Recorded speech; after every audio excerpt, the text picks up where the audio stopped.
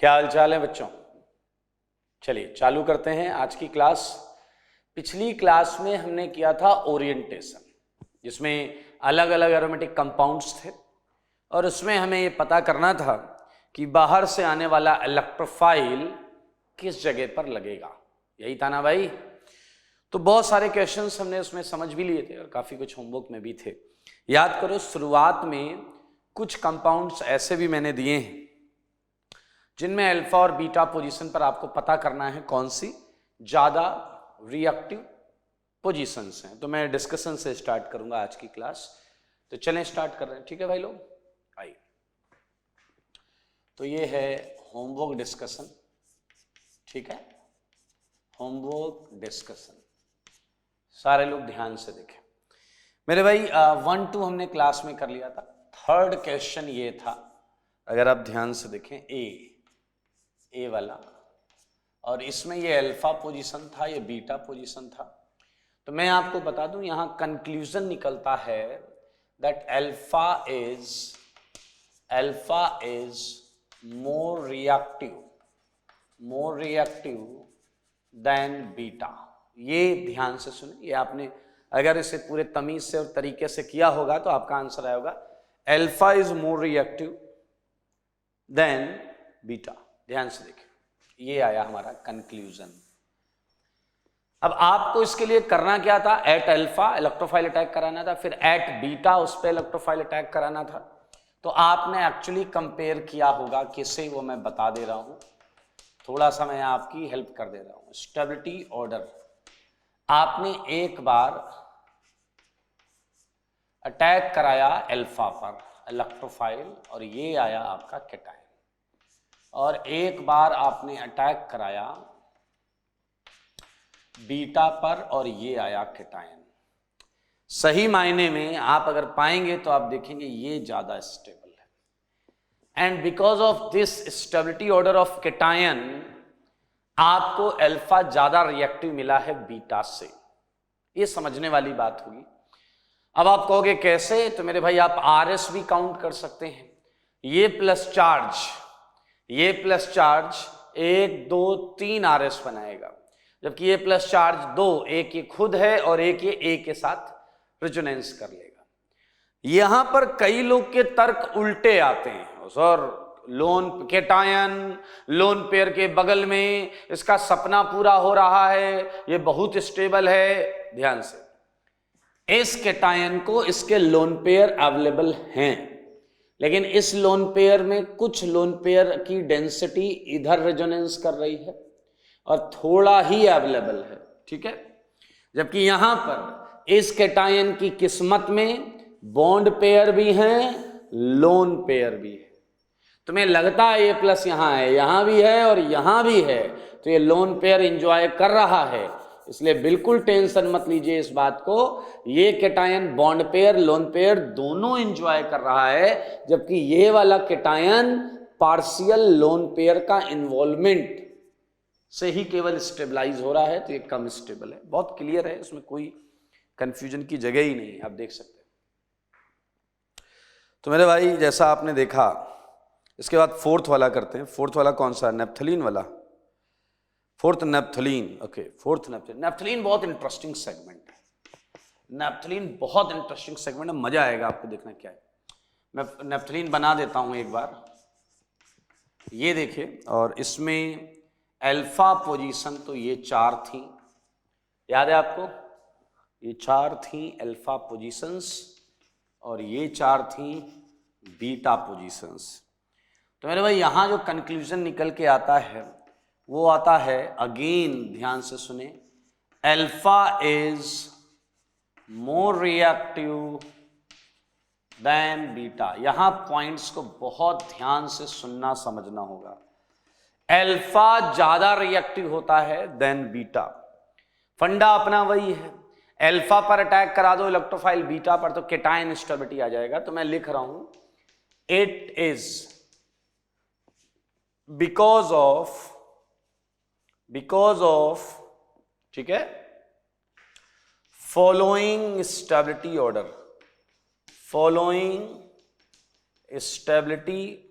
Order आप सारे लोग देखें, आपने अल्फा पर जब अटैक कराया तो क्या आपको पता है कि उससे बीटा पर प्लस, आई मीन बाजू में प्लस आया होगा? ये देखें, ये अल्फा पर अटैक है मेरे भाई, सारे लोग देख रहे हैं, दिख रहा है, क्लियर दिख रहा है सबको?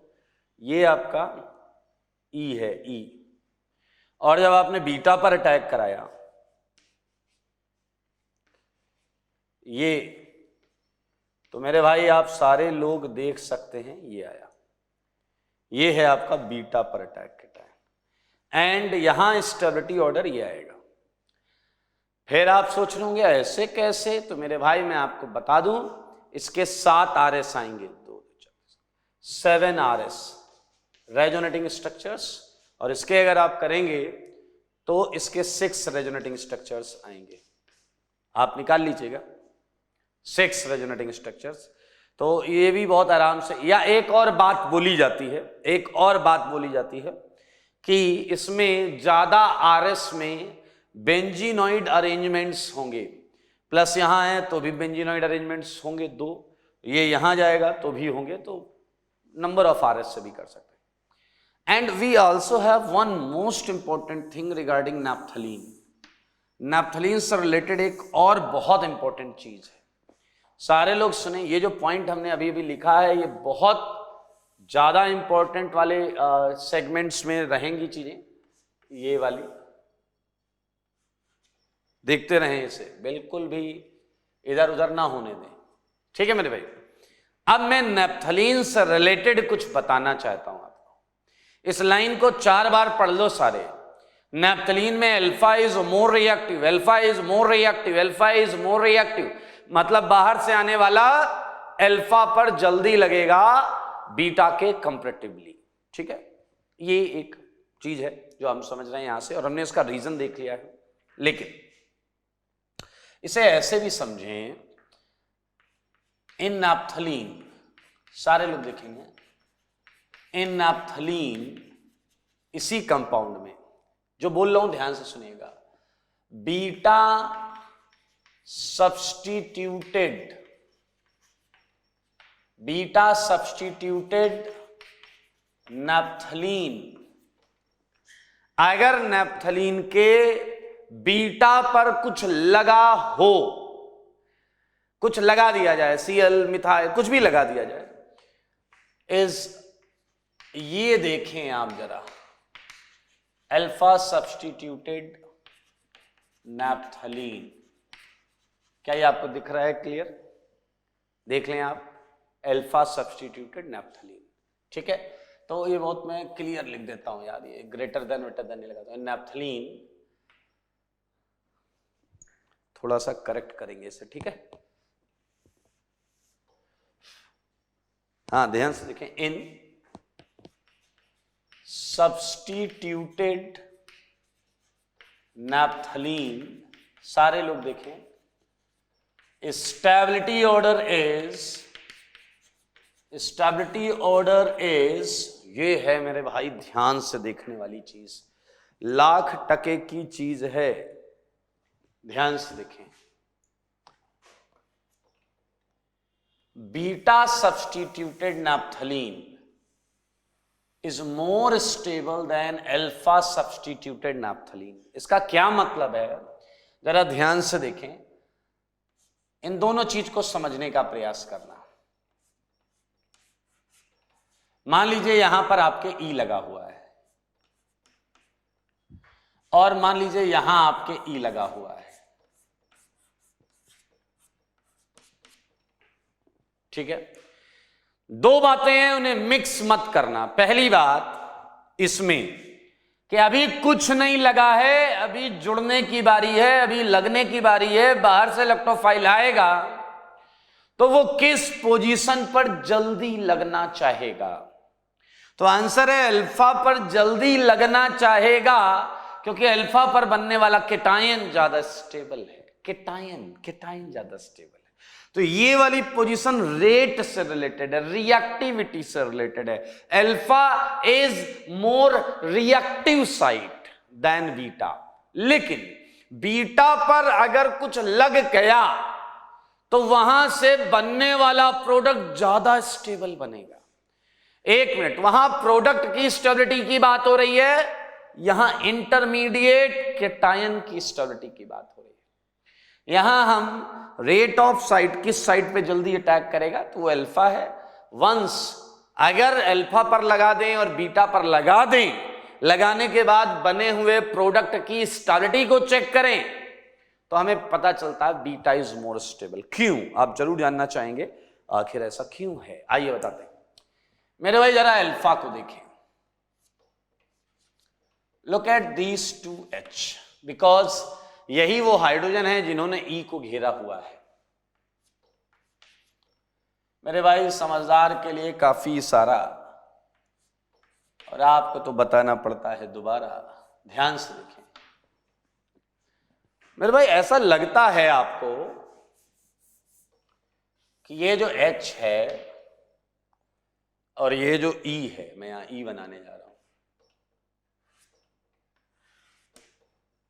आप समझिएगा, बात को समझिएगा।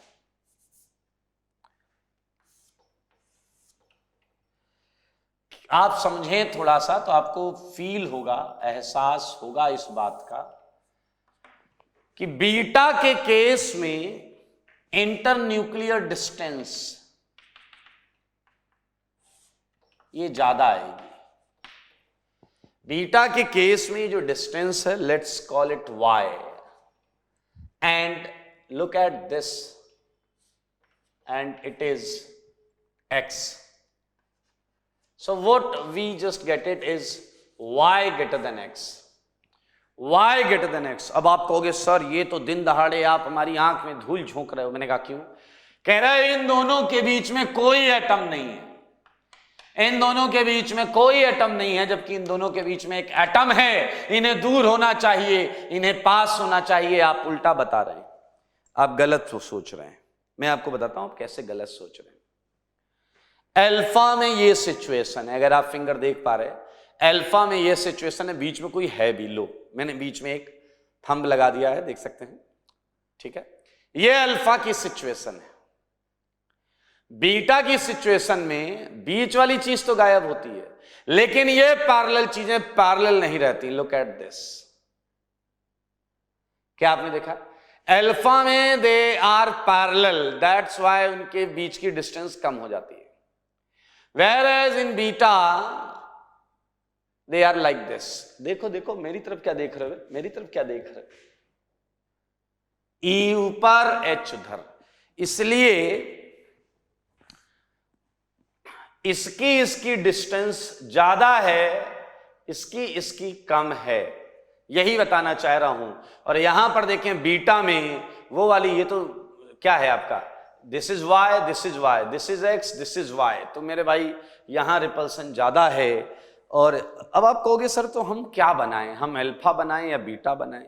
हैं? तो मेरे भाई alpha is more reactive, most reactive, तो आपको अल्फा ही बनाना है। मैं एक यहां पर लाइन लिख रहा हूं, उस लाइन से आपको और सपोर्ट मिलेगा।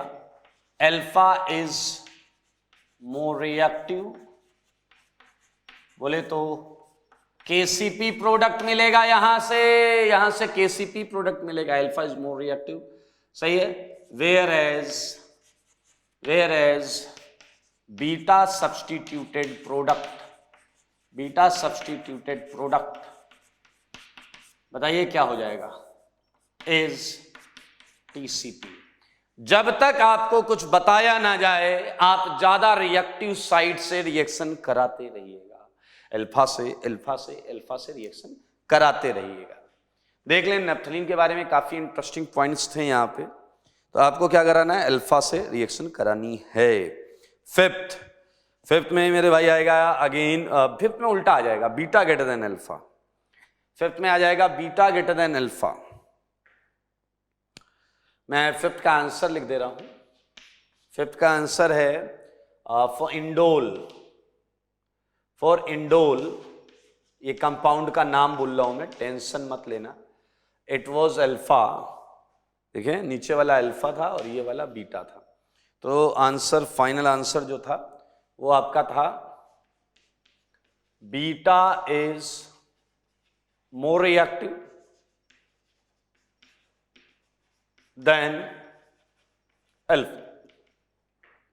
अब बना लीजिएगा, वही केटायन स्टेबिलिटी का फंडा है इधर भी, ठीक है। और कौन से हैं मेरे भाई? 5। एक था सिक्स क्वेश्चन देखें सारे लोग। सिक्स में यही बताना चाहता हूं, 6 क्वेश्चन है पिरीडीन, और अगर आपने उसके अल्फा बीटा गामा तीनों जगह केटायन बनाया तो मेरे भाई ओवरऑल तीनों केटायन खराब बनेंगे, तीनों केटायन कचरा बनेंगे, कोई किसी के पास स्टेबलाइजिंग फिनोमेना नहीं होगा, ठीक है। बट रिलेटिवली अगर बात करें, रिलेटिवली तो बीटा पोजीशन बेहतर आएगी, ठीक है, बीटा पोजीशन बेहतर आएगी। ये है आपका, देख सकते हैं आप, ये है अल्फा बीटा गामा, तो यहां आएगा बीटा इज मोर रिएक्टिव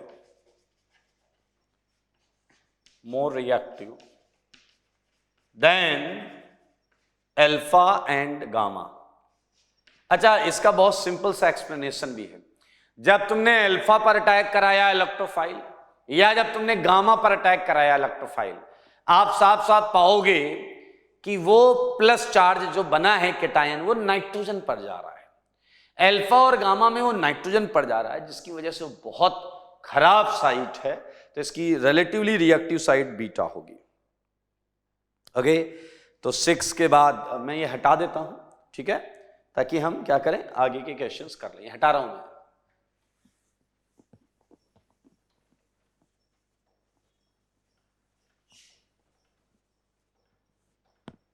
ठीक है, बाकी में तो हमें साइड्स पता करनी है। ओके, इजी है, इजी होमवर्क ही चल रहा है मेरे भाई। 7th मैं आंसर्स बनाता जा रहा हूं। Cl 8th आपको एक आंसर बनाना है तो पैरा बनाइएगा, मैंने कहा था। एक आंसर बनाना है तो पैरा बनाइएगा, मैंने बोला था, ठीक है। अरे यार ये सब कर लेना ना, क्या करवा रहे हो? Cl ही तो लगाना है, ठीक है। 11th हो गया। 12th मजेदार है, 12th मजेदार है। CH3 आपको पता है CH3 क्या करता है? इलेक्ट्रॉन देता है। तो मेरे भाई कोई भी चीज इलेक्ट्रॉन कहां देती है? ये ग्रुप इलेक्ट्रॉन रिंग में दे रहा है, तो ये ग्रुप रिंग में आर्थो और पैरा पोजीशन पर इलेक्ट्रॉन डेंसिटी बढ़ाएगा।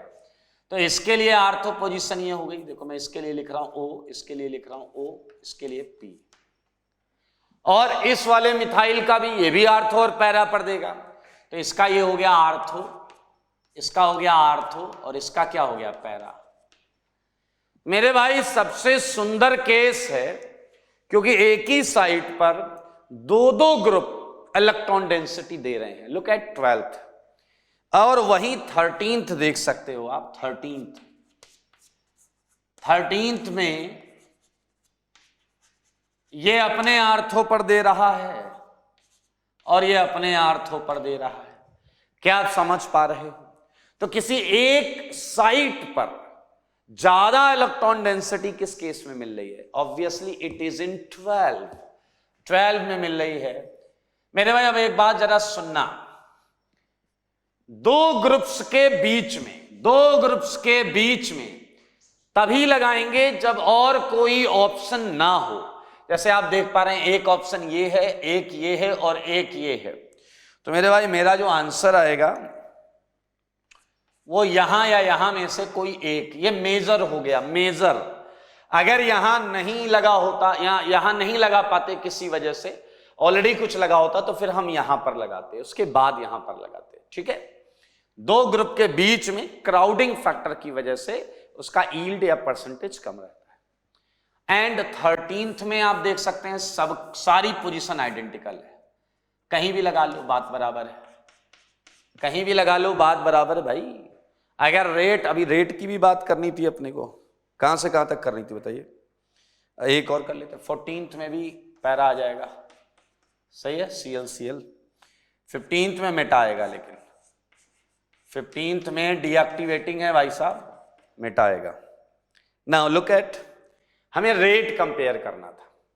अगर आप 1 से लेकर 15 तक देखें, या 16th को भी चाहो तो समेट लो, इसमें 16th को भी समेट ले लो। और 16th में आपको याद है मैंने बता दिया था OH के हिसाब से लगेगा, OH के हिसाब से, क्योंकि वो ज्यादा इलेक्ट्रॉन डोनेटिंग ग्रुप है। तो मेरे भाई सबसे ज्यादा इलेक्ट्रॉन्स इसमें हैं, OH और CH3 दोनों इलेक्ट्रॉन देने वाले हैं। तो अगर मैं रेट लगाने जाऊं, रेट ऑर्डर लगाने जाऊं, तो R16 आएगा मेरे भाई, R16 ग्रेटर देन। इसके बाद NO2 तो नेट खींच रहा था, Cl भी खींच रहा था। क्या आप देख रहे हैं, दो दो मिथाइल वाले केस बढ़िया है, क्योंकि 3 और 3 6 अल्फा H, 3 और 3 6 अल्फा H, इसमें 0 अल्फा H, इसमें 1 अल्फा H, इसमें 2 अल्फा H, इसमें 3 अल्फा H, यहां 6 अल्फा H। आप क्वेश्चन देखिए, तो मैं आंसर बना कर रखा हूं, आप क्वेश्चन देखिए। तो मेरे भाई 16 के बाद आएगा 12, के बाद आएगा 13, ठीक है, उसके बाद आएगा 8, ठीक है, उसके बाद आएगा 9, उसके बाद आएगा 10, उसके बाद आएगा 11, ठीक है, और क्या क्या बचा भाई साहब, 11 पर हम ये ले चुके हैं। उसके बाद आएगा 7, 7 के बाद आएगा 14, 14 के बाद आएगा 15। ये है 7 से 16 तक के कंपाउंड्स का रेट ऑर्डर। ध्यान से एक बार देखिएगा, न्यूक्लियोफिलिसिटी ऑफ बेंजीन या एरोमेटिक कंपाउंड से हमने इसे किया है, ठीक है। तो आगे क्वेश्चंस लिखें, आगे आइए। लुक एट 17th में OH के हिसाब से लगेगा मेरे भाई, OH के हिसाब से लगेगा, तो वो यहां आ जाएगा पैरा पर, OH का पैरा। 18th में OH के हिसाब से लगेगा, तो OH का आर्थो, OH का आर्थो। 19th में NH के हिसाब से लगेगा, NHCOCH3, तो उसके हिसाब से लगेगा, क्योंकि वो ज्यादा इलेक्ट्रॉन दे रहा है, वो ज्यादा N लोन पेयर से भैया प्लस R लोन पेयर से।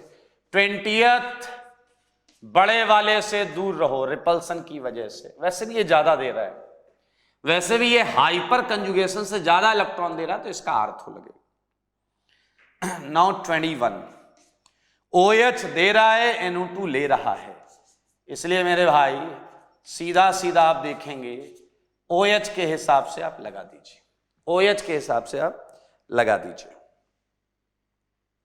देख लें आप, OH के हिसाब से हमने लगा दिया। बाकी सेगमेंट में हटा रहा हूं इधर वाला।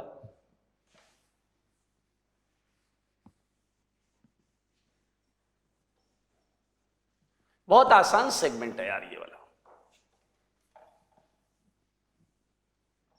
चलें आगे। 21 के बाद 22 फिर से OH के हिसाब से किधर आ जाएगा, आर्थो पर। 23 बताइए जरा, OH के हिसाब से किधर आएगा, OH के हिसाब से आएगा ना मेरे भाई, हाँ बोलिए। OH के हिसाब से आप लगा सकते हैं इधर। अब देखिए होता क्या है, जैसे ये OH है, ये इसका आर्थो है, ये OH का पैरा है, तो लगेगा OH के हिसाब से, ये तो क्लियर है। अब अगर OH के हिसाब से लग रहा है तो NO2 से आप बहुत ज्यादा कितना डिफेंड कर सकते हैं, NO2 का -I अवॉइड कर लो, इस टाइप का ही कुछ होगा, बाकी और कुछ नहीं हो सकता। यहां हाइड्रोजन बॉन्डिंग का थोड़ा सा फायदा हो जाएगा, बस ऐसे ही सोचते हैं, ज्यादा नहीं। IIT JEE के लिए इससे ज्यादा नहीं सोचना है। कितने क्वेश्चन है दोस्त, तो काफी सारे लग रहे हैं। 24 मेरे भाई, दोनों इलेक्ट्रॉन विड्रॉइंग है, तो जो सबसे ज्यादा विड्रॉ कर रहा है उसके हिसाब से लग जाएगा। 25 में मेरे भाई रिंग्स बिल्कुल सेम है, रिंग्स बिल्कुल सेम है या नहीं, तो बताइए कौन सा बनाएंगे, पैरा वाला या मेटा वाला या आर्थो वाला। मेरे भाई यहां जब बनाओगे Cl तो प्लस यहां आएगा और पूरी रिंग में जाएगा, इसलिए ये साइट सबसे बेस्ट है। आपके लिए वही काम था, अल्फा बीटा गामा करके at alpha at beta at gamma try कर लेते। फिर से सुनो, जब Cl यहां अटैक होगा तो एरिनियम आयन में प्लस यहां आएगा और वो प्लस रेजोनेंस करता हुआ हर एक पॉइंट को एंजॉय करता हुआ मैक्सिमम स्टेबल होगा यार। 26 में कितने, ओहो 3-3, पीछे वाले 3-3 हैं, जरा ध्यान से देखो। पीछे वाला कह रहा हमें तो बीच वाली रिंग्स, बिल्कुल सही, बीच वाली रिंग सबसे ज्यादा इलेक्ट्रॉन डेंस है, इधर एंड इधर। अब यहां एक मजेदार चीज आ सकती है, आपका आंसर अभी भी हो सकता है व्हाई नॉट टर्मिनल रिंग। मेरे भाई जब तुम इधर अटैक कराओगे प्लस यहां आएगा, प्लस इस रिंग में जाएगा, प्लस यहां जाएगा। मेरे भाई इन सारे आरएस में ये रिंग बेंजीनॉइड बनी रहेगी, बेंजीनॉइड। तो मेरे भाई एक बार आप इसे करके देखिएगा, ये इसका सही आंसर जो यहां लिखा हुआ है 27 रिंग सेलेक्ट करो। पीछे वाले रिंग सेलेक्ट करो, पीछे लग रहा अब हम रिंग सेलेक्ट नहीं करेंगे, बहुत हुआ। अरे उदास क्यों हो रहे हो यार। 27 में 2 रिंग है, एक आजू है एक बाजू है। देखो दोनों रिंग में इलेक्ट्रॉन जा रहे हैं, लेकिन आजू वाली रिंग की बात अलग है मेरे भाई, जरा ध्यान से देखो। उसमें इलेक्ट्रॉन्स ऑक्सीजन दे रहा है, ऑक्सीजन, ये देखिए ये। तो मेरे भाई Cl यहां लग गया, है ना मजेदार, Cl यहां लग गया। सेम क्वेश्चन 28 है, सेम क्वेश्चन 28 है, ये मैंने बता दिया था आपको, यहां लग जाएगा। 29 बताओ आजू वाली या बाजू वाली। 29 में बोलो आजू वाली या बाजू वाली। अरे किस रिंग में लगाओगे, इसमें नाइट्रोजन इलेक्ट्रॉन दे रहा है, सी डबल बॉन्ड इससे ले रहा है, तो आजू वाली में Cl लगेगा। 30th मजेदार क्वेश्चन है, 30th बहुत मजेदार क्वेश्चन है। इसमें कई लोग गड़बड़ करते हैं, वो ध्यान से देखें क्या है। मेरे भाई समझना है बात को, तो ध्यान से देखो। क्या आवाज आ रही है इससे, ध्यान से देखिएगा मेरे भाई। पहले रिंग सेलेक्ट करो, रिंग देखो, इस रिंग में ये कार्बन जुड़ा हुआ है, यहां 2 मिथाइल है। इस रिंग से यहां जुड़ा हुआ, यहां 2 H हैं। क्या आपको पता है अल्फा H से हाइपर कंजुगेशन वाला फिनोमेना लगेगा, हाइपर कंजुगेशन वाला। तो इस रिंग में ज्यादा इलेक्ट्रॉन्स प्रूफ हो गए, क्योंकि ये 2 H अल्फा H हैं, हाइपर कंजुगेशन फिनोमेना करेंगे, जिसकी वजह से सिग्मा इलेक्ट्रॉन डेंसिटी रिंग में और होगी। ठीक है, अब यही गलती होती है, सुनना, यही गलती होती है। रिंग तो सेलेक्ट कर ली कि नीचे वाली रिंग है अपने काम की, नीचे वाली रिंग है अपने काम की। अब आप देखिए इसमें है 4 पोजीशंस, 1 2 3 4। इन 4 में ही किसी एक जगह पर इलेक्ट्रोफाइल लगेगा और वो हमारा आंसर होगा। रिंग सेलेक्ट करना एक अलग तरीका है, अलग मुद्दा है, अलग फिनोमेना है। रिंग सेलेक्ट करना, जैसे हमने 30th में रिंग सेलेक्ट कर ली नीचे वाली, अब लगेगा कहां, ये उससे इंडिपेंडेंट फिनोमेना है। क्लियर, इन 4 पॉइंट में कहीं इलेक्ट्रोफाइल लगेगा। तो अब मैं वापस ये चेक करूंगा कि इस रिंग को कौन कौन इलेक्ट्रॉन दे रहा है। क्या आप देख पा रहे हैं, इस रिंग को यहां से इलेक्ट्रॉन मिल रहा है। क्या आप देख पा रहे हैं, इस रिंग को यहां से भी इलेक्ट्रॉन मिल रहा है। समझना, यही है कॉन्सेप्ट। तो नीचे वाली रिंग को ऊपर वाली रिंग के पाई इलेक्ट्रॉन डेंसिटी का भी सहयोग होगा और ये सिग्मा इलेक्ट्रॉन डेंसिटी का भी सहयोग होगा। तो ऑब्वियसली अब आपको ये देखना पड़ेगा किसका कंट्रीब्यूशन ज्यादा होगा। तो ऑब्वियसली इसका कंट्रीब्यूशन ज्यादा आने वाला है, क्योंकि ये बाहर रेजोनेंस करेगा। तो मेरे भाई इसका पैरा, इसका para. So I think we just get it right side, right side. Okay, so we have Cl here। Cl आ गया भाई, Cl आ गया। तो कितने हैं यार तुम लोगों ने, तो खूब सारे क्वेश्चंस हैं। ओके, सो ये हटा दें क्या एक बार, है ये हटा देते हैं। 31 देख लेते हैं, 1-2 देख लेते हैं फिर हटाते हैं। 31 बहुत आसान है। 31 में एक ही रिंग है बेंजीन वाली, और एक साइड से इलेक्ट्रॉन खींचे जा रहे, ये खींच रहा है, ये दे रहा है, तो ऑक्सीजन जो दे रहा है उसके पैरा पर Cl आ गया, सिंपलेस्ट। अब जैसे 32 में ये हटा रहा हूं, ठीक है, देख लें सारे लोग, लुक एट 32, सारे लोग देखें 32 में 2 रिंग है, रिंग सेलेक्ट कर लो, आजू वाली या बाजू वाली, यही तो सेलेक्ट करना है आपको। ये देखिए यहां आ जाएगा आपका इलेक्ट्रोफाइल, क्योंकि ऑक्सीजन इलेक्ट्रॉन दे रहा है इसलिए, ठीक है। 33 बहुत मजेदार क्वेश्चन है मेरे भाई, बहुत मजेदार क्वेश्चन।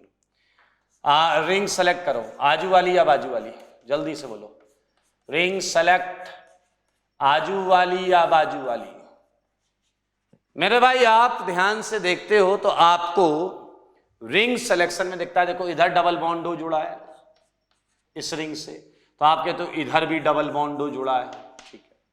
फिर आप बोलते हो इधर ऑक्सीजन जुड़ा है, तो आप बोलते हो इस रिंग से भी ऑक्सीजन जुड़ा है। कंपटीशन बराबरी का चल रहा है, लेकिन इधर क्या जुड़ा है, CH3 है, और देगा, इसमें कोई नहीं, तो रिंग सेलेक्ट हो चुकी है, ये है रिंग। लेकिन फिर से इस बात को समझें, ring selection and site selection, these are 2 different phenomenas, clear. तो रिंग सेलेक्ट करने के बाद आपको 0 लेवल से वापस सोचना पड़ेगा, ठीक है। क्या इसमें 3 पोजीशंस हैं, इसमें कहीं इलेक्ट्रोफाइल लगेगा, या तो यहां या तो यहां या तो यहां, ठीक है। इसी में कोई एक साइड सही है। नाउ थिंक अबाउट दिस, एक एक साइड के बारे में। इस बेंजीन पर एक ये इलेक्ट्रॉन ले रहा है, विड्रॉइंग है, ले रहा है, ये दे रहा है, मिथाइल दे रहा है, तो भैया लेने वाले के हिसाब से तो लगेगा नहीं, देने वाले के हिसाब से लगेगा, और देने वाले में भी जो ज्यादा देगा वो कौन है वो, ऑक्सीजन या मिथाइल, ऑक्सीजन या मिथाइल, एंड जवाब है ऑक्सीजन का पैरा, जवाब है ऑक्सीजन का पैरा। क्या आप फंडा समझ रहे हो? रिंग सिलेक्शन के दौरान एडिशनल मिथाइल का होना हमारी हेल्प कर रहा है रिंग को सेलेक्ट करने में, लेकिन जब साइट सिलेक्शन की बात आएगी तो इस रिंग में लगे हुए तीनों ग्रुप्स का कंट्रीब्यूशन कंपेयर करते हुए फिर हम साइट डिसाइड करेंगे। ओके, सो दिस इज 33, जल्दी करो यार, आज एक बढ़िया टॉपिक भी पढ़ेंगे। 34 बहुत क्लियर है, हाइपर कंजुगेशन से डिसाइड होगा मेरे भाई। 34 में हाइपर कंजुगेशन से डिसाइड होगा, देख सकते हैं आप, लेफ्ट वाली रिंग आएगी, यहां हाइपर कंजुगेशन 2H है, ठीक है। 35 हो गया था क्या? 35 में भी लेफ्ट वाली रिंग है, ऑक्सीजन की वजह से यहां Cl, ठीक है। 36 बहुत मजेदार है, 36 रिंग सब्स्टिट्यूशन है, और मैंने लिखा है रिंग पर लगाना है आपको, तो आप देखें यहीं आएगा, क्योंकि यहां प्लस आएगा, वो प्लस यहां से यहां जाएगा, यहां से यहां जाएगा, मतलब सबसे ज्यादा स्टेबिलिटी आपको मिलने वाली है। 37 भी आर्थो पैरा होता है मेरे भाई, सोचिएगा कैसे, वही है कैटायन स्टेबिलिटी, कैटायन स्टेबिलिटी। 38 में फंडा थोड़ा अलग चलेगा। 38 में मेरे भाई ये सब बड़े वाले ग्रुप्स हैं, बड़े वाले, इन्हें हल्के में लेना सही नहीं, तो चीजें इससे दूर ही लगेंगी, इनके बगल में कुछ लग नहीं सकता, इसलिए चीजें इनसे दूर लगेंगी। नाउ लुक एट 39 एंड 40, बहुत अच्छे क्वेश्चन है। 39 में लेफ्ट रिंग है बेंजीन की, राइट रिंग है पायरोल की। आपको मैं बता दूं, यहां पर जो सब्स्टिट्यूशन होगा वो पायरोल की रिंग में होगा, पायरोल की रिंग में होगा। 2 रीजन है, पहले तो रिंग सिलेक्शन, मेरे भाई आपको पता है बेंजीन में 6 कार्बन 6 पाई इलेक्ट्रॉन्स, सही है, तो पर कार्बन इलेक्ट्रॉन डेंसिटी आप सोच लें, जबकि पायरोल में 5 एटम्स और 6 पाई इलेक्ट्रॉन्स। इसके अंदर 6 पाई इलेक्ट्रॉन्स हैं, कम एटम्स पर, तो पर एटम ज्यादा इलेक्ट्रॉन डेंसिटी होगी, तो मेरे भाई इस पर लगेगा। अब इस पे साइड सिलेक्शन आज ही क्वेश्चन नंबर 3 में किया था, अल्फा और बीटा में अल्फा ग्रेटर देन बीटा था। एंड लास्ट है शायद pyridine and benzene. Look at last है शायद पिरिडीन एंड बेंजीन 40th। तो पिरिडीन मैंने बताया था बहुत घटिया है, क्योंकि उसमें पिरिडीन भी मैंने दिया है शायद, इट वाज क्वेश्चन नंबर 6। तो बेंजीन पर लगेगा उस केस में, और ये सीएल आएगा बेंजीन के पैरा पर। मेरे भाई कुछ रीअरेंजमेंट के क्वेश्चंस भी हैं, लेकिन हम उन्हें अगली क्लास में कर लेंगे, ठीक है। अभी हम आगे बढ़ेंगे। एरोमेटिक रीअरेंजमेंट के बाद हम आज करने वाले हैं ऑक्सीडेशन ऑफ एरोमेटिक कंपाउंड्स, ठीक है। तो ये मैं हटा रहा हूं ऑक्सीडेशन ऑफ एरोमेटिक कंपाउंड।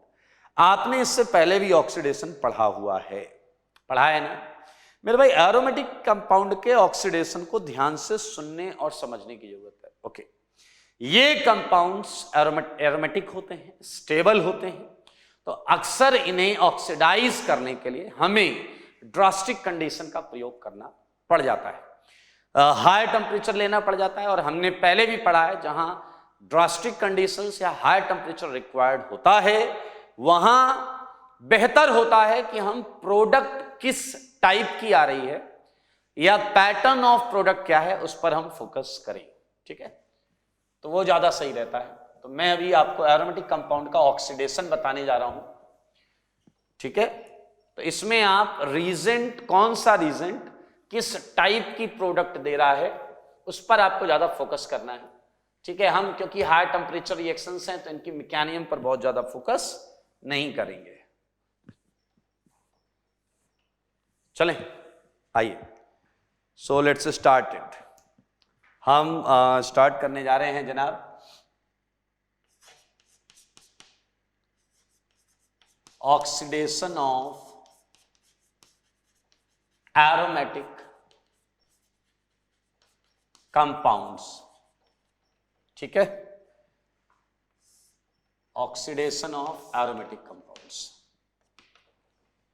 तो मेरे भाई पहला जो है फर्स्ट, ये है by vanadium pentoxide, by vanadium pentoxide V2O5। Clear मेरे भाई, इसे जरा ध्यान से समझें सारे लोग, ठीक है। फर्स्ट मैंने दिया आपको बेंजीन, देखते रहिएगा, V2O5। सेकंड बेंजीन, थर्ड देखो देखो देखो, आनंद आएगा, आनंद, फिनॉल। फोर्थ एनिलीन, ठीक है। फिफ्थ ऊपर OH नीचे NH2, ठीक है, ऊपर OH नीचे NH2। बाकी क्वेश्चंस आप घर में भी करिएगा, मैं 6 क्वेश्चन भी दे रहा हूं यहां। आई थिंक आप, आज हमने नेप्थलीन की खूब बात की है, नेप्थलीन। मेरे भाई V2O5 क्या करता है, एक केस में ये 250 डिग्री सेंटीग्रेड पर लिया जाता है, और एक बार वो डबल बोले तो 500 डिग्री सेंटीग्रेड पर लिया जाता है। 500 डिग्री सेंटीग्रेड, समझो बात को, 500 डिग्री सेंटीग्रेड, ठीक है। या एक काम करते हैं, इसे यहां से हटा देते हैं, इधर लिख लेते हैं 6, ठीक है। ये क्या है आपका नेप्थलीन 7th। सारे लोग पैटर्न देखिएगा, पैटर्न बहुत इंपॉर्टेंट है, ठीक है। 7th में ये OH आ गया। 8th में ये NO2 आ गया, ठीक है मेरे भाई। तो ये जो क्वेश्चन है V2O5, अब 250 डिग्री सेंटीग्रेड इसके लिए रिलेटिवली माइल्ड कंडीशन है, और ये यहां पर फिनॉल देता है, फिनॉल। लेकिन टेम्परेचर कर दो डबल, ये मेरे भाई कार्बन तोड़ता डालता है, बेंजीन रिंग को तोड़ देता है। आइए आइए, ऐसा तोड़ता है कि 6 में से 2 कार्बन तो मेरे भाई CO2 बन के निकल जाते हैं। मैलेइक एनहाइड्राइड नाम तो सुना ही होगा, मैलेइक एनहाइड्राइड। अब 500 डिग्री सेंटीग्रेड पर इसका पैटर्न ऑफ प्रोडक्ट है एनहाइड्राइड। ये 2 कार्बन CO2 में गए हैं और ये 4 वाले ये हैं। ये है इसका पैटर्न ऑफ प्रोडक्ट, ठीक है, जो आप देख पा रहे हैं सेकंड में V2O5 500 डिग्री सेंटीग्रेड करके हुआ है। आपको जानकर आश्चर्य नहीं होना चाहिए, थर्ड का भी यही आंसर है, फोर्थ का भी यही आंसर है, फिफ्थ का भी यही आंसर है। थर्ड, फोर्थ, फिफ्थ का यही आंसर है, क्योंकि यहां पर इवन थर्ड, फोर्थ, फिफ्थ तो और जल्दी ऑक्सीडाइज होंगे, क्योंकि जिनमें इलेक्ट्रॉन्स होते हैं उनका ऑक्सीडेशन फास्ट होता है। बेंजीन से ज्यादा इलेक्ट्रॉन फिनॉल में है, फिनॉल से ज्यादा एनिलीन में है, एनिलीन से ज्यादा इस वाले में OH NH2 दोनों लगा है, तो ये they would oxidized and maleic anhydride मिलेगा। टॉकिंग अबाउट सिक्स्थ, ध्यान से देखें, यहां आंसर है phthalic anhydride. Your answer is phthalic anhydride. Check कर लें सर, थैलिक एनहाइड्राइड। समझो समझो समझो। एक बच्चा कह रहा 1 मिनट यही नहीं समझ में आता, 2 रिंग थी, इससे भी एनहाइड्राइड बना देते, इससे भी बना देते। वेट मेरे भाई, क्या आप ये देख पा रहे हैं, जब एक रिंग एनहाइड्राइड बनी तो क्या अब दूसरी रिंग इलेक्ट्रॉन डेफिशिएंट है या नहीं? ये वाली रिंग इलेक्ट्रॉन डेफिशिएंट है या नहीं?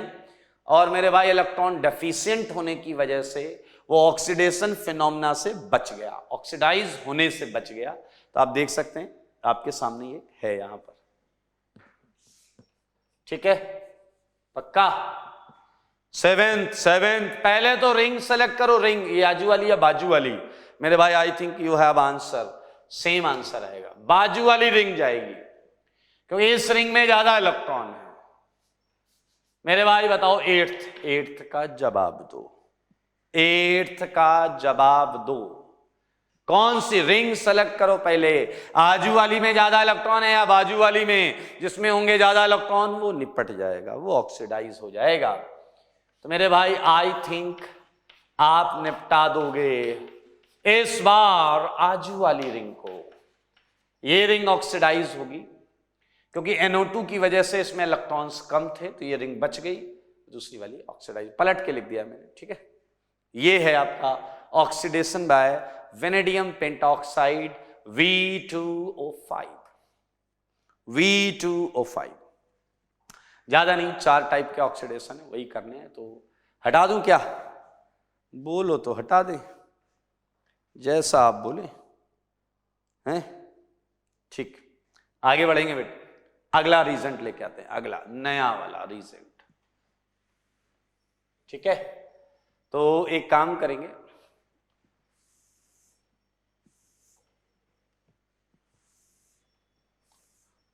ऑक्सीडाइज तो एरोमेटिक कंपाउंड को ही करना है दोस्तों, ऑक्सीडाइज तो एरोमेटिक कंपाउंड को ही करना है दोस्तों, समझ तो गए हो आप? हाँ, 8 क्वेश्चन तो मैं करा चुका हूं। नई रिएक्शन, नई रिएक्शन करेंगे, आ जाओ, नया ऑक्सीडेशन पढ़ते हैं। इस बार ऑक्सीडाइजिंग एजेंट है by K2Cr2O7, by K2Cr2O7 potassium dichromate. Clear? मेरे भाई इनका काम समझे, इनका पैटर्न समझे। 9th question, 10th, 11th, 12th, 13th, 14th, 15th, 16th, 17th, ठीक है, ये क्वेश्चंस हैं। यहां पर एक काम कर लेते हैं दोस्त, फिनॉल यहां लगा लेते हैं, NH2 यहां कर लेते हैं और इस वाले कंपाउंड को थोड़ा सा चेंज कर लेते हैं। सारे लोग देखिएगा, ये है OH,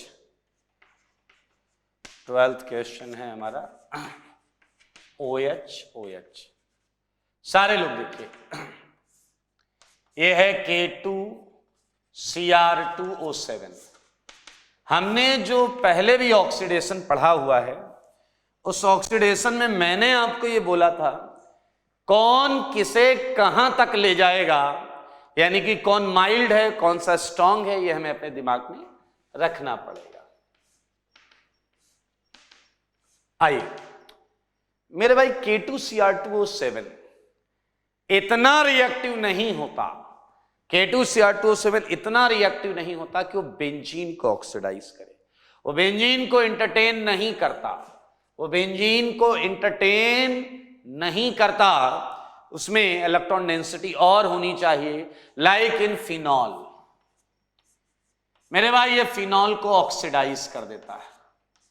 ये देखें क्विनॉन, हाइड्रोक्विनॉन, ये है इसका पैटर्न ऑफ प्रोडक्ट। इसका पैटर्न ऑफ प्रोडक्ट है, देख सकते हैं, सीख सकते हैं, समझ सकते हैं, बहुत आसान है, बहुत सिंपल है।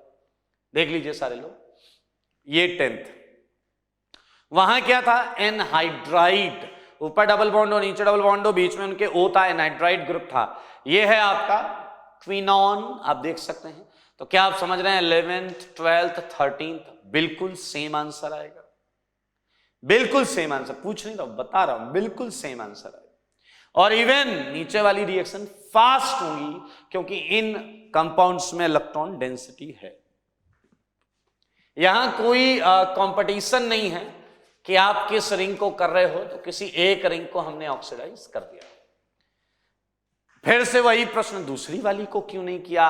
अरे यार, इन ग्रुप्स ने इस रिंग को बचा लिया क्योंकि ये इलेक्ट्रॉन डेफिशिएंट बना रहे हैं इसे। जैसे मैंने वहां बताया था, एनाइड्राइड के ग्रुप से काम कर रहे थे। क्या आप देख पा रहे हैं 15th का आंसर सेम आएगा? सेम है। 16th में बताओ रिंग कौन सी निपटाओगे? तो पता है यार, ये तो पता है दोस्तों।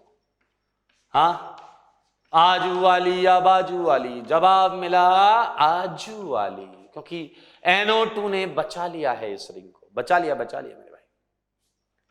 तो आपके दिमाग में पैटर्न ऑफ प्रोडक्ट होना चाहिए। K2Cr2O7 आ रहा है तो क्विनॉन जैसी चीज आपके दिमाग में आनी चाहिए, इस टाइप की।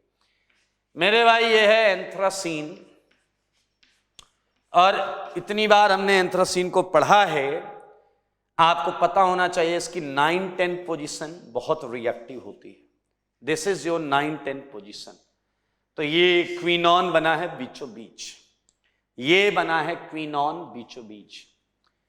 तो मेरे भाई 5 में से 2 रीजेंट कर चुके हैं।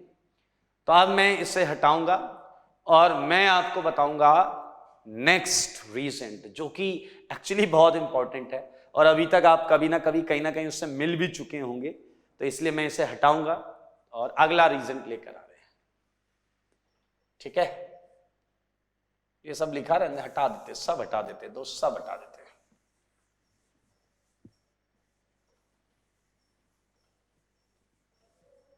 ठीक है, आप ये लिख लीजिए, तब तक मैं इधर क्वेश्चन से लिख लेता हूं। थर्ड है बाय KMnO4, बाय KMnO4। ठीक है, तो मैं 18th से क्वेश्चन लिख रहा हूं।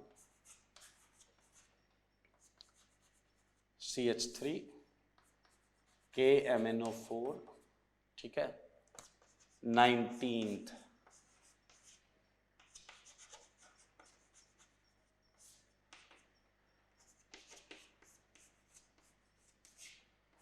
बातें नहीं करो, बात कौन कर रहा है ये?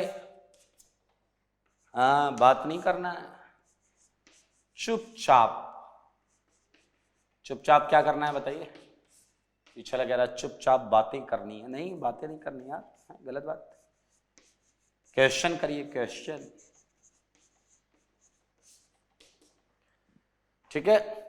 KMnO4 के क्वेश्चन सब करेंगे, बहुत मजेदार हैं, बहुत ज्यादा इंपॉर्टेंट भी है ये।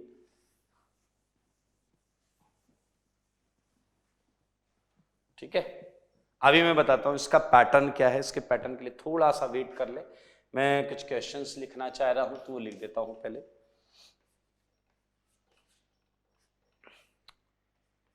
CH2Cl 24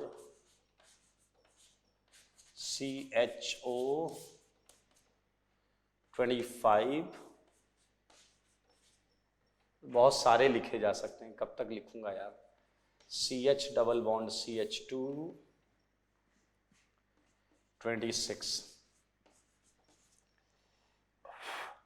CH2 whole X CH3, ये X मैंने एक अननोन डाल दिया यहां पर। X इज मीन्स अननोन, कुछ भी ले सकते हैं आप X की जगह। ठीक है, C बहुत सारी चीजें हैं अभी तो लिखने को। 27 28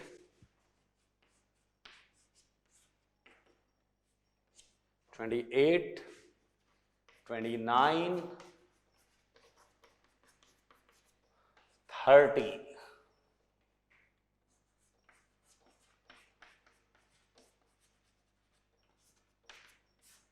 ठीक है, आप देखिए कुछ कॉमन इन सब में एक रिलेशन निकालिए कि क्या सब में जरूर मैं रखने का प्रयास कर रहा हूं।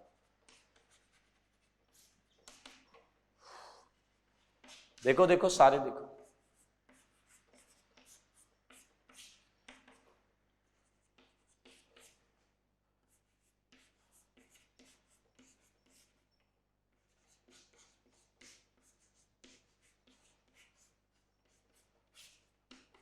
आइए मेरे भाई KMnO4 वाला सेगमेंट पहले तो महा इंपॉर्टेंट है, ये याद रखिएगा। ये ना आए ऐसा हो नहीं सकता, ये ना आए ऐसा हो नहीं सकता, आता है 99% प्रोबेबिलिटी रहती है हमेशा। मेरे भाई ये क्या करता है, सारे लोग सुने, अगर बेंजाइलिक सेगमेंट है, बेंजाइलिक सेगमेंट उसमें CH है, क्या है CH, तो ये उस पूरे सेगमेंट को ये COOH में बदल देता है। Look at this is your benzylic carbon and no doubt we have here 3H। हमें एक H बोला गया बेंजाइलिक सेगमेंट में, एक कार्बन H। बेंजीन से डायरेक्ट जुड़े हुए कार्बन पर अगर H है, बेंजीन से डायरेक्ट जुड़े कार्बन पर H, डायरेक्ट जुड़े कार्बन पर H, डायरेक्ट जुड़े कार्बन पर H, डायरेक्ट जुड़े कार्बन पर H, डायरेक्ट जुड़े कार्बन पर H, डायरेक्ट जुड़े कार्बन पर H, H H H H H, मेरे भाई यहां तक तो मैंने रखा ही है। ओके, तो ये उसे COOH में बदल देता है। तो क्या आप समझ में आया कि आपको पहले का जवाब बेंजोइक एसिड मिला है, व्हाइट क्रिस्टलाइन कंपाउंड। 18th का आंसर है बेंजोइक एसिड, 19th का यही है, 20th का यही है, 21 का यही है, 22 का यही है, 23 का, 24 का, 25 का, 26 का, 27 का, 28 का। सबका आंसर एक है। पीछे लगे रहा कितने अच्छे विचार है, सबका आंसर एक है, बिल्कुल सही है। देखें जरा, ओके, अब मेरे भाई एक बच्चा आया, उसने कहा कि सर एक बात बताओ, बेंजाइलिक H ऐसा होगा तो उस सेगमेंट को COOH बनाना। मैंने कहा, कह रहा तो 31 में तो ऐसा दो सेगमेंट है, एक इधर एक इधर, ये भी बेंजाइलिक सेगमेंट है, उसमें क्या है CH3 है, तो हम इसे एसिड बना दें। मैंने कहा अच्छा। कह रहा इधर भी है तो इसे भी एसिड बना दें। हाँ बना दीजिए। किसने मना किया है? कौन मना करता है आपको? बताइए, किया है क्या किसी ने मना? नहीं किया है। बिल्कुल सही आंसर है, दिख रहा है आप, बिल्कुल सही। मेरे भाई आप देख पा रहे होंगे कि 32 का भी आंसर सेम आएगा। ये पूरा सेगमेंट COOH, ये COOH समझदार के लिए क्या काफी है? हाँ, इशारा देख लीजिए। 34 तक हमने कर लिया, लेकिन आपकी निगाह तो यहां रुकी होगी, यहां रुकी होगी, यहां पर, यहां रुकी होगी या नहीं रुकी होगी? बाकी तो आप कह रहे हो सर बेंजाइलिक एच, वाह पूरे सेगमेंट को COOH बना दिया। मेरे भाई दरअसल ये शॉर्टकट है, it's some kind of shortcut. Clear? लोगों को लगता है कि ये दो एक्सेप्शंस हैं, लेकिन मेरे भाई बिलीव मी वही लॉजिक लगता है, वही लॉजिक लगता है। बाकी तो शॉर्टकट है, बाकी शॉर्टकट है, वही लॉजिक लगता है। क्या बोला गया था आपको? KMnO4 आ जाए तो मेरे भाई डबल या ट्रिपल बॉन्ड अगर है तो आप ऑक्सीडेटिव ओजोनोलिसिस जैसा सोचना। तो आप सोचिए अगर 29th का आप ऑक्सीडेटिव ओजोनोलिसिस करेंगे तो क्या यहां भी वही आंसर आ जाएगा या नहीं? Benzoic acid. बताइए बेंजोइक एसिड आएगा या नहीं आएगा? बिल्कुल आएगा। तो 29th का आंसर भी बेंजोइक एसिड। और तो और क्या तुमने वो पढ़ा है, याद करो, पॉपऑप्स, पॉपऑप्स याद आया आपको? इसका भी हम इनॉल बनाते थे और ऑक्सीडेटिव ओजोनोलिसिस से इसका भी आएगा बेंजोइक एसिड। तो 29, 30 जिसमें आप ये मानते हो कि यहां फंडा नहीं लग रहा है, वहीं फंडे लग रहे हैं, वहां अनसैचुरेटेड सेगमेंट है, वो KMnO4 से ऑक्सीडेटिव ओजोनोलिसिस जैसे प्रोडक्ट दे रहा है। ऐसा हमने पहले बहुत सारे क्वेश्चंस किए हैं। So I think now you get it. हर जगह H, अगर बेंजाइलिक पर मिला H हम निपटा देंगे उसे COOH में। तो मेरे भाई ये KMnO4 बहुत इंपॉर्टेंट है। इसका सेगमेंट आपके सामने 34 क्वेश्चंस मैंने यहां लिख दिए हैं। मैं चाहूंगा 10-12 क्वेश्चन में और लिखूं आपके लिए, तो इसके लिए मैं हटा रहा हूं। एक पहला कॉलम जो है वो मैं खल्लास कर रहा हूं, ठीक है? पहला कॉलम खल्लास करते हैं। चलिए पहले कॉलम में मैं और लिख देता हूं कुछ। 34 हो गया, 35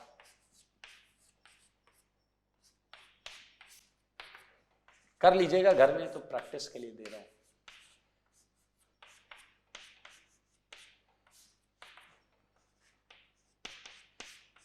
बातें ना करो, सिंपल बेंजाइलिक सेगमेंट को आपको COOH बनाना है।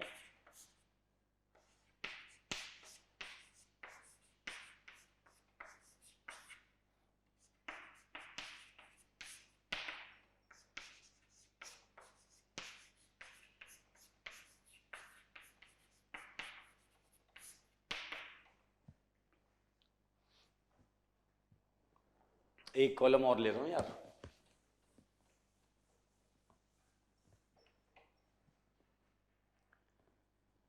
ओके, याद रखना KMnO4 आपका हीट के साथ हो नहीं हो, एसिडिक हो, बेसिक हो, न्यूट्रल हो, आपको CH3 को पूरा का पूरा ऑक्सीडाइज कर देना है। मेरे भाई 5 में 3 ऑक्सीडाइजिंग एजेंट हम कर चुके हैं। 40 तक की क्वेश्चन मैंने आपको दिया है, ठीक है? Okay, so not bad.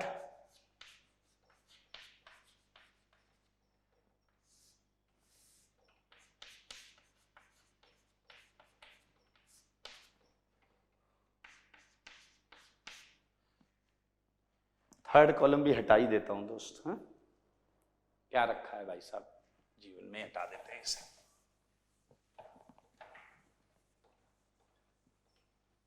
चलिए, तो ये क्वेश्चंस आप करिएगा, बहुत आसान है, बहुत सिंपल है। यहाँ 4 COOH आ जाएंगे, अपने को दिख रहा है। एक सेगमेंट इधर, एक इधर, एक इधर, एक इधर कर लीजिएगा। आइए इधर, लुक एट 4th वन। सारे लोग देखें 4th वन, और मेरे भाई महा इंपॉर्टेंट है, महा important. Etard oxidation, Etard oxidation बहुत इंपॉर्टेंट है। इसमें क्या ऑक्सीडाइज होता है? सारे लोग देखें, टोलुइन। क्या ऑक्सीडाइज होता है? टोलुइन। किससे ऑक्सीडाइज होता है? Chromyl chloride, CrO2Cl2। एंड आपको आंसर मिलता है एल्डिहाइड, बेंजल्डिहाइड। मेरे भाई बहुत इंपॉर्टेंट है, 2-4 हजार बार इंपॉर्टेंट लगा लीजिए। बेंजल्डिहाइड मोस्ट इंपॉर्टेंट है। मजेदार चीज क्या है? इटार्ड यही है, बस यहीं चालू होकर यहीं खत्म, कुछ आगे नया नहीं करना है, ये है इटार्ड।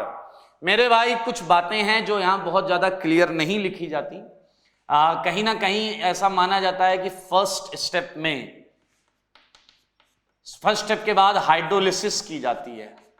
अब ये याद रखना, अगर हाइड्रोलिसिस लिखकर नहीं आया है तो भी एल्डिहाइड बनाएंगे, एकदम टेंशन मत लेना, तो भी एल्डिहाइड बनाएंगे। आइए यहां पर देखते हैं इंपॉर्टेंट बात, आपको जानकर अच्छा लगेगा कि एनसीईआरटी में इस रिएक्शन के इंटरमीडिएट का जिक्र किया गया है। इंटरमीडिएट, जो कि बड़ा सरप्राइजिंग है। Benzene CH, OCr OCl, OCr OCl, सारे लोग देखें, ये इस रिएक्शन के दौरान बना होगा और इसकी हाइड्रोलिसिस करके, आप सोचो इसकी हाइड्रोलिसिस अगर हम करें, क्रोमियम ईस्टर कैटेगरी है, HOH 2 OH आएंगे, वाटर निकाल के एल्डिहाइड आएगा। तो ये है आपका इटार्ड ऑक्सीडेशन, बस इतने, यही आएगा इटार्ड के नाम पर, यही आएगा, सुन लो मेरे भाई। एनसीईआरटी की एक रिएक्शन है, देख लीजिएगा थोड़ा सा, 42, दैट इज नॉट इटार्ड, मैं सेगमेंट में करा रहा हूं बट ये इटार्ड, ये CH3 है, if I am not wrong it was CrO3, ठीक है, एंड इसे कराया गया है एनहाइड्राइड की प्रेजेंस में, एंड इसका भी आंसर था बेंजल्डिहाइड। बेंजल्डिहाइड, ये एनसीईआरटी में दोनों रिएक्शन आगे पीछे दी हुई हैं, बट इटार्ड तो महा इंपॉर्टेंट है दोस्त। मैं चाहूंगा इटार्ड पर आपका पूरा का पूरा ध्यान रहे, पूरा का पूरा ध्यान रहे, ठीक है मेरे भाई। तो ये 5 में चौथी रिएक्शन थी इटार्ड, महा इंपॉर्टेंट है, देखने में छोटी है लेकिन बहुत इंपॉर्टेंट है। एंड लास्ट मेरे भाई एक रिएक्शन है इल्प्स पर सल्फेट ऑक्सीडेशन मेरे भाई, ये इंपॉर्टेंट बहुत ज्यादा तो नहीं है बट आपको आनी चाहिए। इसमें क्या होता है दोस्तों, एक ही रिएक्शन है, ये भी टेंशन मत लेना। ये है फिनॉल और इस पर हमने डाल दिया है K2S2O8, क्या डाल दिया मेरे भाई, K2S2O8, और डाल दिया है जल, ठीक है। तो इसमें ये ऑक्सीडाइज हो जाएगा और आपको जो जवाब मिलेगा ना मेरे भाई, वो मिलेगा क्विनॉल, ऊपर भी OH नीचे भी OH, क्विनॉल। एंड इसी के साथ we just finished oxidation of aromatic compound, and more importantly कि आपको पैटर्न ऑफ प्रोडक्ट अपने दिमाग में रखना है, वही हमारे काम आएगा, ठीक है। एंड KMnO4 एंड इटार्ड महा इंपॉर्टेंट है। तो अगली क्लास में हम रीअरेंजमेंट के क्वेश्चंस करेंगे डिस्कस, और इसमें तो क्वेश्चन है नहीं डिस्कस करने के लिए, ये हो चुका है, वो हो चुका है, ये 2-4 हैं, आपको कर लीजिएगा, देख लेंगे इससे भी जो बचेगा आज के लिए, ठीक है। मिलते हैं अगली क्लास में, नेक्स्ट क्लास में बहुत अच्छी चीज है, अगली क्लास में ही बात करेंगे। आज के लिए इतना ही।